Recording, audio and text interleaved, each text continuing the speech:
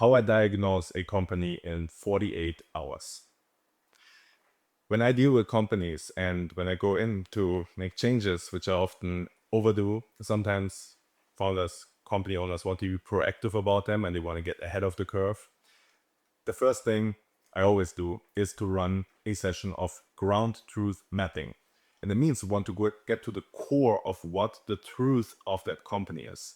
And you might think, would the founders and owners not know already what the truth of the company is? After all, they spend their day-to-day there. How can somebody coming from the outside pretend and assume that they would know more than those who work in the company every single day? Well, it has quite obvious reasons. And as somebody myself who has worked as an executive leader and has been part of top management decisions and rooms, I understand painfully clearly how often the truth of the organization doesn't get to us at a certain hierarchical level. It gets stuck in the mid-level, in the mid-management levels. It gets stuck on the front line. And often crucial, critical information for the company is not even discussed on a boardroom level or in a top management meeting. Or it's brushed aside as, not really relevant right now because you don't have actually a stakeholder in the room who is pushing that topic. And those who are in the room may have some career risks of bringing up unpleasant topics. Or even bringing up opportunities because they do not want to add even more responsibility on their shoulders. So in human hierarchies and social organizations, there are reasons of why you might not get the full truth about your own organization. And often over time, as we lead, as we fight, as we react, as every single day we are pushing the results, we're under pressure, we also by default start developing a more narrow tunnel vision when it comes to our own organization. And it is very helpful to get a fresh lens in, a fresh perspective, a different angle, a different perspective, a mirror. And this should be really treated as another data point because ultimately the top management, the leaders, the board members, the CEOs and founders are ultimately responsible for any decision. They cannot outsource their judgment. But it can be very helpful to have a different lens and to also get the shock of seeing what might be really going on but has slipped the radar. Diagnosing a company within 48 hours starts by day one in the morning, sitting together with the founder and the owners and top management and going through literally the source code of what they built. What were the reasons for founding this company? Like, what is the worldview here? Tell me about the company. And what I'm hearing is often more the tone, the topics that are being avoided, how the tone shifts when certain topics come up. Maybe there's an awkward silence in certain moments. All of this gives me hints. There are certain phrases being said. Give you an example. We are just, figuring things out. We just roll with the punches. Sounds like an innocent statement, something you might expect from, a fast-paced, hyper-growth environment. But it reveals also a lot about how decisions are being made. It reveals a lot about how that translates into strategy and then, of course, into results and outcomes. And there are many of those. So with the founders, with the owners, we go through really understanding the worldview and understanding what are the beliefs that are driving decisions in this company. And as we move through the hours, we get to lunchtime. And this is typically the moment to sit down with or to include some board members if they're available, external advisors if they are a part of that company, and to go through the strategy. What is the end game of this organization, of this company? What are they aiming for? An exit, an IPO? Are they just seeing what happens? Like, let's just grow for now and see what happens, and then we are in a better position to talk about this. Like, what is happening in the industry in general? Like, what's the strategy? What's the competitive advantage? Why are they doing what they're doing? What is the long-term plan? What does winning even look like? Is there a definition for this? So here we go into the more practical and into the more tangible business context on the high level, on the strategic level. And what you see is when we start with those two things, with the founder psychology, or in case the founder stepped out before, the top management psychology, as well as the strategy, you already get the psychology and the narrative You get the story that's being told that often is a result of those beliefs. And you will already find there are certain strengths in the psychology in the story, or there are certain weaknesses that you can identify right away. And they already prime your mind about how to go about the next couple of investigations. So once you understand the psychology and the narrative, you spend the early afternoon to late afternoon with the chief financial officer, head of accounting, head of data, business intelligence. And this is where we go into the data. We go into the high level metrics first, right? Like, what do we even measure? You'll be surprised how many companies have very fragmented data reporting, because obviously if you want to report data, you need a dedicated team of specialists, of data engineers, especially if you're operating multi-market. And you'll be surprised how many times companies bypass that step. And a lot of stuff is run on spreadsheets. It can be fine for the time being, but it also gives me a sense for, is there actually a real-time tracking of what's going on? And if something is not going the way it should be, does that raise any alarm bells? If not, if there is not even tracking, I can assume that there is a lot going on under the hood that the top management might not even be aware of. And this is something I'll find out on day 2. And so once we look into the financial metrics, we look into our margins, EBITDA, and so forth, we want to understand really what is happening in terms of the outcomes, the evidence, the proof of the psychology and the story. What is the proof, the evidence that is shown, that is reflected in the data? And we also always need to understand data should be taken with a grain of salt. Not everything that can be measured is important. Not everything that is important can be measured. And data will never give you a full 360-degree view of reality. It will just give you an approximation. It will show you where to look for it. Of course, bank transactions and so forth is pretty tangible, but sometimes you do have data collection issues that you might not be even aware of. And dashboards tell you one angle of the story, but not the full story. For example, what your competitors are doing, that's not shown in a dashboard or a report. So we take data as that source, and we see if there's a gap between what we learned in the morning and what we learned in the afternoon. And this gap is really helping me to understand, where do we need to dig deeper in the next day? Where are the potential fault lines? If I have a cost problem, then I might want to look into the operations. If I have a margin problem, right, and a sales problem, I know where to look for this. Like, I want to understand how the budgets are allocated. So here I'm really looking into data and making some assumptions about where the issues could be on the operational level, because you need to understand that it's very easy to be tempted as top managers to look at data and say, oh, we need to change this needs to improve. And then in our mind, the first thing we think about is, okay, put more money into this, or pressure that person to bring the results.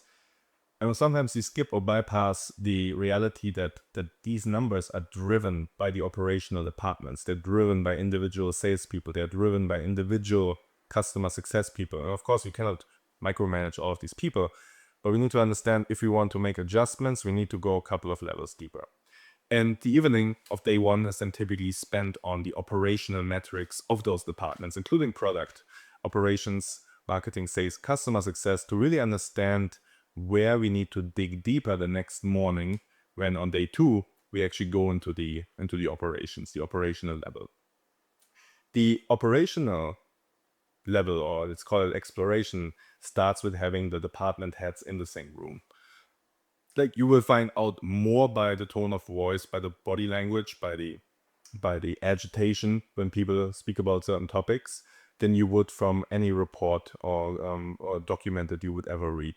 When marketing and sales talk about handoffs, and when customer success and sales talk about ethics and selling, or about customer churn, the tone in the voice, the body language tells me often way more than what is actually spoken verbally. And it gives me hints about where we probably have some deeper issues and root causes also that need to be addressed if the company wants to improve its overall economic value, its enterprise value, and also increase its value generation in general. a company is a commercial organization. And so many leaders just skip that step or feel allergic towards commercials or feel this is not my expertise. This is why I hire experts. I don't need to care or bother about this.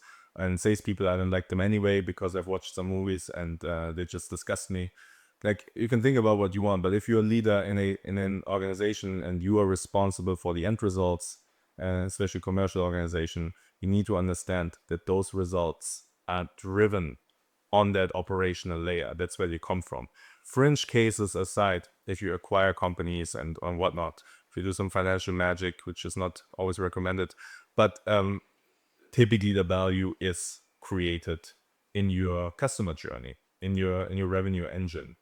And the group session gives us often very good insights into the dynamics between those departments.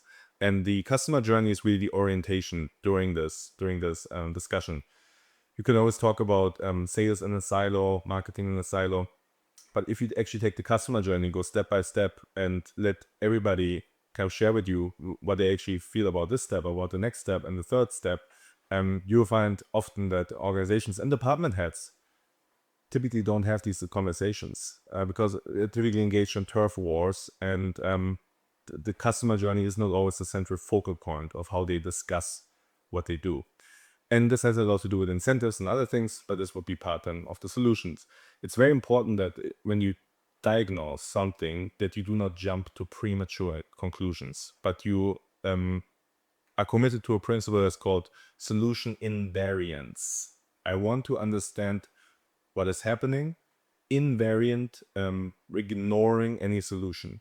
And it's we jump naturally to conclusions. We naturally want to jump to solutions. But if we do that too early, then our view is already skewed. Because now I don't say anymore, there's a problem with the retention after the sales handoff. There's a particular problem with the onboarding. Now, if I go immediately into solution speak, I will say that the problem is that there is no proper onboarding process. But if you hear what I'm saying, is I frame that the problem is the lack of a particular solution.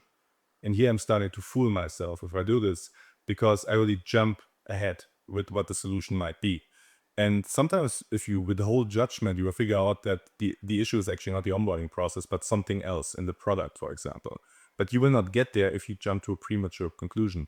And this is why the diagnostics are so important, as a part of withholding judgment and of looking at reality very clearly and in different layers and landscapes without jumping right away into what the company typically does in order to solve them. After the group session, typically proceed with one-on-ones. So we spent basically late morning and until early afternoon in one-on-ones. First with the department heads is when we dive a bit deeper into metrics that I had seen the night before. Why is this metric looking at this? What do you think? Can you tell me a bit more about that? And it's an explorative process. You just find out things, you take notes, withhold judgment, and of course dig deeper where you get a sense that that it requires a bit more depth, and where you sense potential root causes can actually be for either a lack of performance or a lack of synchronization, alignment in the sales organization, in the revenue organization as a whole.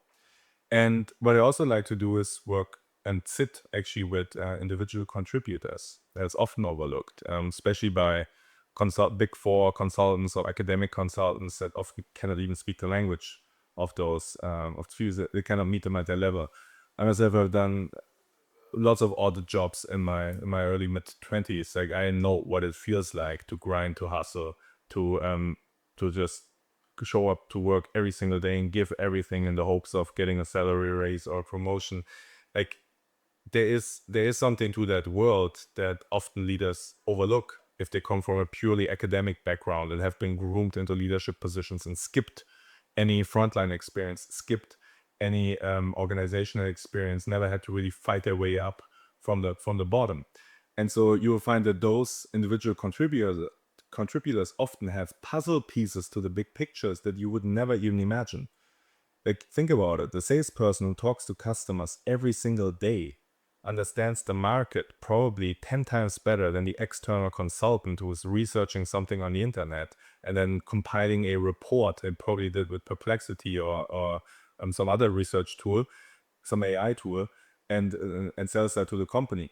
You often have all the knowledge and context that you need within your own organization, but it's not being leveraged. It's not being unearthed. It's not being transferred to where the decisions are actually being made. And same goes for customer success. They hear about what competitors are doing because their customers tell them. I was just having a demo with your competitor last week. The marketing people understand a lot about the market as they go through the keywords every single day and as they talk with other marketing professionals in the same industry. There's a lot of knowledge that you find at the ground level of an organization that is mission critical for the success, for the enterprise value, for decision making, but it never makes its way up to the rooms where decisions are actually being made.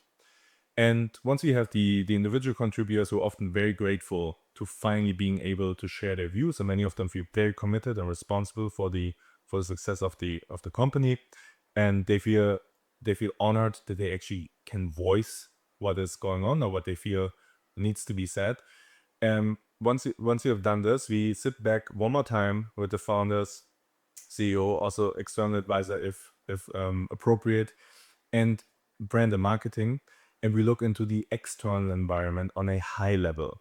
Of course, you can compile reports and everything, and this is for a later stage if we want to go into a more comprehensive data collection.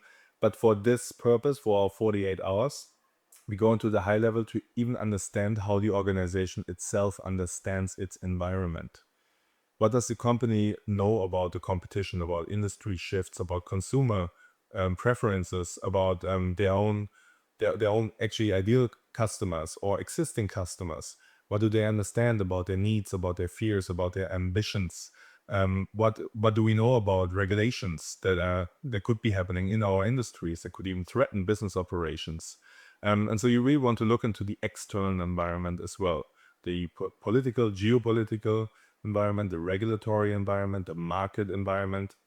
And at this stage, you're basically just collecting the understanding of the organization itself that it has internally. And you will already see that through doing this exercise alone, a lot of things get unearthed and people give voice to things that maybe before there was no forum, there was no outlet for seeing it a certain way or discussing it a certain way. And that in itself can often be very valuable. And after you kind of looked into the external, you now have a pretty good map of, remember day one, the psychology, the story, the proof and evidence. We identified the gap. The next day, we looked actually into these gaps. What is it actually on an operational level? The workflows, the processes, the dynamics, the interpersonal dynamics between department heads. What do the individual contributors say? Those on the front lines that are constantly interacting with the external environment. And then what does the high level say? What does top management, top leadership say about the external environment? And you will also see if there are gaps between what those who actually deal with the environment every day are saying compared to those who read in reports what the environment is doing. And that will give you kind of a full picture, a map of reality version 1. And we are still within our 48 hours. It is early evening. So let's schedule a dinner. And during that dinner, we go through the top 3 risks, the top 3 opportunities, and top 3 strategic leverage points that we identified. With the humility of understanding, we have a preliminary map of reality. This is not an in-depth market study, organization diagnostics, but we have a good overview over things that stick out, that are urgent, that are burning, that are emotionally present in the organization. And the reason why we were able to do this actually in such a short time is because we bypassed a lot of politics. We bypassed the typical avoidance mechanism. We said we only do these 48 hours if all the stakeholders are present in person. If it's not possible in some cases, they're remote, but mostly in person. And if they would not be available, we wouldn't do it. So you can now within a short time frame really dig deep and get some hard hitting facts and insights that otherwise would be slow walked months over months over months if you were embedded in the company as an interim manager or even as an employed executive. It would take you months to maybe get the right meeting with the right person, hit them at the right tone. But the urgency that is created with a short-term intervention actually helps us specifically to draw out what needs to be drawn out in a very contrasting manner. And now we present that, now we talk about it. Now we mirror it back to the organization. And whenever I'm looking at an organization and ground truths, my main imperative, my main question is what I'm learning, is this making the company transferable or not? Is this company a transferable asset that could be taken over by a new owner without friction? And you might think, why are you asking this question? This is a question that maybe private equity people ask, like, why is that even important? What does it have to do with the sales organization? What does it have to do with the product, with the worldviews of the founders? I don't see the connection. I tell you what the connection is. I firmly believe that exit posture or building the company, designing the company, architecting it in such a manner that it can be transferred to a new owner is the highest form of operational maturity. And that means that even if you do not decide, you have no intention to sell your company, you want to build it in such a way that you could. It gives you options, and actually the strongest negotiation position when you don't have to sell. It gives you optionality. And now going back to it's the highest form of operational maturity, what makes a company transferable? A company becomes transferable in the moment that things are running on processes. They are repeatable. They are scalable. The data is in order. Like things are clear. There's real-time monitoring of what is going on in the organization, in the company. There's a clear end game defined. The strategy is clear. Everybody's on board and aligned on it. The revenue organization is aligned and in sync. Like we capture actually from our cost of customer acquisition, from all the costs that we have to actually get customers and marketing and branding and so forth, including sales commissions, we actually make sales and then we get those customers, we increase their lifetime value, their retention, their we have expansion revenue, we upsell them. Like the machine works, our product adds value, it solves problems, it is up to speed with the market. This makes a company transferable, including that the and this is held together by processes, not by personalities, including that the founder is not needed to be involved in every single decision, is not needed to give his opinion or her opinion about everything that's going on, but people get it, people understand what's going on, they have enough context and guardrails to make decisions as they are faced with dynamically evolving situations in the present moment, and they know with which guardrails and under which rules they can make those decisions and react and respond quickly to whatever emerges. And then you can replace the leader and the company keeps running. Of course, there's always some transition time, but the company keeps running. And that's transferability. It gives you a benchmark of stability, a benchmark of if things are in order or if you have chaos, because chaos cannot be transferred. And so we then basically discuss that. Is there, like, based on what we find out in terms of risks, opportunities, in terms of mirroring back the organizational reality, full understanding version 1 of our map of reality, does that resonate? Is there fear as a reaction? These emotions are very important. Is there defensiveness? Is there enthusiasm? Finally, we got it out into the open. You see people in relief. Finally, somebody said it. Finally, we're all on the same page. Finally, we see reality again. And all of this gives you even more clues about the company, about how ready it is for change or not. And probably noticed by now we have reached around 36 hours. And at this moment, we just give the founder and the CEO and the board members and the top management, after a well-deserved dinner, a good night's rest and some sleep, so that they can digest everything that they just learned and kind of what they were exposed to. And then they will make a decision based on this. Often they can solve problems internally, they can make adjustments internally because they have capable leaders. They just needed a mirror to point out what to work on, and where the weak point was, where the strategic leverage point was, that in all the day-to-day was just being overlooked, or it was known but it was not prioritized as it should have been. It could also be that at this point the founders and CEOs say, we actually need an intervention. We need somebody to come in and work with the company for a certain limited amount of time and actually fix these particular topics, or turn around specific departments, turn around specific processes, adjust them, co-architect them, increase our transferability. And I'm a firm believer that often it is the short-term, time-bound interventions that can be way more effective than interventions that are drawn out for very long times without any clear end game, without any clear purpose. They just turn into a perpetuation of the status quo of managing ongoing operations. Whereas you can achieve a lot in a short period of time if there's a clear understanding of what the risks, opportunities, and strategic leverage points are. There's a shared reality about it across the organization, and there's urgency. There's urgency and there's buy-in. If this is given, and of course, a management or a leadership culture in which things generally get done, and where you're not completely blocked by too many political stakeholders, then you can move things very fast. And it is just in situations where the structures are already so calcified, you need to start with some interventions that literally look like taking out a hammer and hitting frozen ice until the ice starts to crack, and you can actually then get to work. And sometimes that means companies need more time before they can actually get an intervention in. And in everything that we do with ground truth and understanding companies, as you probably noticed, we're not so much interested in, what do the reports say, founder, CEO, let me tell you how your sales results look like, and here's a new process. We're really looking into what is the story that the top management tells itself compared to what is actually going on, and what is the proof, what is the evidence of that story.